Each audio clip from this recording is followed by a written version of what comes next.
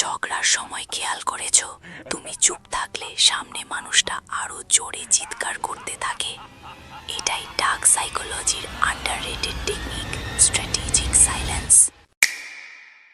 মানে ইচ্ছাকৃত নীরবতা দিয়ে মাইন্ড কন্ট্রোল নেওয়া। যখন তুমি রিয়্যাক্ট করো না, তার ব্রেন সাইলেন্সকে থ্রেট হিসেবে নেয়। সে অস্বস্তিতে পড়ে আর নিজের কথাতেই জড়িয়ে যায়। বাংলাদেশে অসংখ্য অফিস, পরিবার আর রিলেশনে দেখা যায় যে বেশি চেঁচায় সে ইমোশনাল, আর যে শান্ত থাকে তাকে বেশি ডমিনেন্ট ও ইন্টেলিজেন্ট ধরা হয়। সাইকোলজিক্যাল স্টাডিগুলোও দেখায় সাইলেন্ট মানুষকে বেশি কন্ট্রোলড আর স্মার্ট হিসেবে দেখা হয়, কারণ তারা রিয়্যাক্ট না করে অবজার্ভ করে। যখন তুমি কিছু বলো না, তাদের মাথায় একটাই প্রশ্ন ঘুরতে থাকে, সে চুপ কেন? আর এই লুপই তোমার হাতে পাওয়ার তুলে দেয়।